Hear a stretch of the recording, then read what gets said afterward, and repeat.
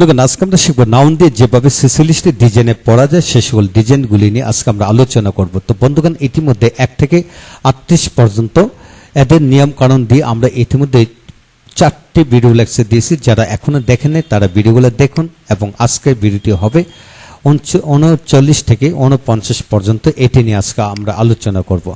তো যা হোক, যারা আগে দেখেনি তারা উক্ত ভিডিওগুলো দেখে নেন, তারপর এখান থেকে আপনারা ভিডিওটি দেখুন।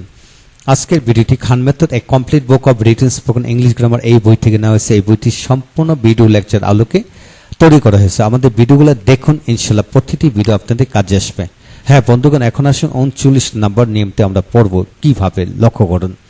A man without enough money, a man without enough money, এর সাথে উইদাউট পকেট অর্থাৎ পকেটবিহীন একটি শার্ট, টাকা যথেষ্ট টাকাবিহীন একজন লোক, এ গ্লাস উইদাউট ওয়াটার অর্থাৎ পানিবিহীন একটি গ্লাস। তো বন্ধুগণ, এইভাবে আমরা শত শত বাক্যাংশ বানিয়ে কিন্তু পড়তে পারি। তাই আপনিও চেষ্টা করেন, এগিয়ে যাবেন। এখন আসুন, a man, a rich man without education, শিক্ষাবিহীন একজন ধনী লোক, শিক্ষাবিহীন একজন ধনী লোক। লক্ষ্য করুন, শিক্ষাবিহীন একজন ধনী লোক ক্যানট বি রেসপেক্টেড, সে কিন্তু সম্মানিত হতে পারে না। এখন আসুন 40 নম্বর নিয়মটি। The man without a car is a businessman, গাড়ি with a car is a businessman, গাড়ি সহ লোকটি একজন ব্যবসায়ী, গাড়ি সহ লোকটি একজন ব্যবসায়ী। তো বন্ধুগণ, গাড়ি সহ বাড়ি সহ যে কোনো কিছু শহর জাতীয় যদি হয়, এরূপ জাতীয় বাক্যাংশ তৈরি করে আপনারা বাক্য তৈরি করবেন। এখন আসেন 41 নম্বর নিয়মটি আমরা শিখব। A group of businessman went to picnic, একদল ব্যবসায়ী পিকনিকে গিয়েছিল, অর্থাৎ a class of people, a group of students, a kind of paper, a kind of glass. তো বন্ধুগণ, এইভাবে শত শত বাক্যাংশ বানিয়ে কিন্তু পড়া যায়। তাই আপনারা লিখে লিখে পড়ুন, ইনশাল্লাহ এই জাতীয় বাক্যগুলো তৈরি করুন। এখন আসুন 42 নম্বর নিয়মটি আমরা পড়ব। যেমন a student of Dhaka university teaches আজ ইংলিশ, একজন ঢাকা বিশ্ববিদ্যালয়ের ছাত্র আমাদেরকে ইংরেজি পড়ায়। যেমন এখানে a teacher of the college, এই কলেজের একজন শিক্ষক। দ্য পিপল অফ বাংলাদেশ, বাংলাদেশের লোক। দ্য বুকস অফ খান মেথডের বইগুলি। বন্ধুগণ, এইভাবে শত শত বাক্য বানিয়ে পড়া যায়। আপনিও বানাতে থাকুন, ইনশাল্লাহ লিখে লিখে পড়ুন, এগিয়ে যাবেন। এখন আসুন 43 নম্বর নিয়মতে আমরা পড়ব। The students of this college are very active, এই কলেজের ছাত্রছাত্রীরা খুবই কর্মঠ। তো বন্ধুগণ, এই কলেজের ছাত্রছাত্রীরা, এই কলেজের শিক্ষকরা, এই এলাকার রাস্তাঘাট, এই এলাকার the roads of this area, এই এলাকার রাস্তাঘাট। The people of this village, এই এলাকার জনগণ। বন্ধুগণ, আমরা এখান থেকে কি শিখলাম? আমরা এখান থেকে শিখলাম দি নাউন অফ নাউন। এইভাবে আমরা শত শত বাক্য বানিয়ে পড়া যায়। এখন আসুন, the dog is a faithful animal, অর্থাৎ বন্ধুগণ, কুকুর একটি বিশ্বস্ত বা অনুগত প্রাণী।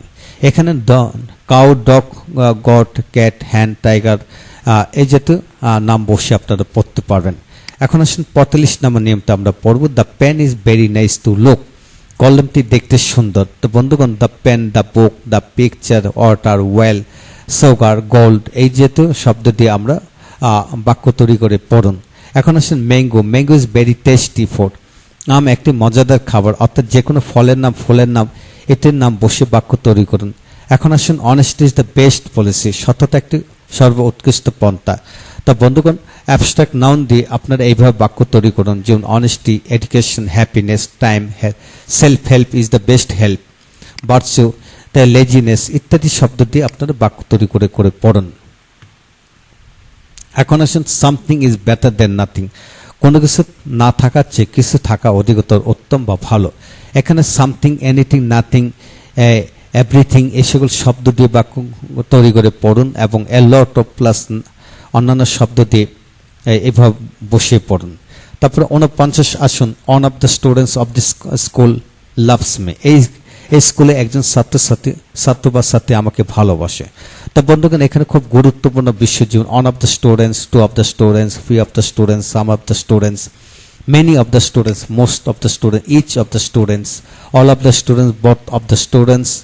এইভাবে স্টুডেন্টস এই জাতীয় স্টুডেন্টসের জায়গায় বয়েজ, গার্লস যে কোনো শব্দ আপনি বসে এইভাবে বাক্যাংশ তৈরি করে পড়তে পারেন এবং বাক্য বানিয়ে পড়তে পারেন। তো বন্ধুগণ পরবর্তী পৃষ্ঠাতে আমরা যাব। এখানে লক্ষ্য করুন, এখানে আরো গুরুত্বপূর্ণ কিছু তথ্য এখানে আছে। লক্ষ্য করুন যে 1/3 of the students of the school love me, এই স্কুলে 1/3 ছাত্র আমাকে ভালোবাসে। তো বন্ধুগণ এখানে কিন্তু আপনারা 1/3 অফ দ্য স্টুডেন্টস, 2/3, 1/4, 3/4 এইভাবে আমরা নাউন বসিয়ে বসিয়ে বাক্য তৈরি করতে পারবো। এখন আসুন, the poor always suffer from many travels, গরিবেরা সর্বদা অনেক সমস্যা ভোগে।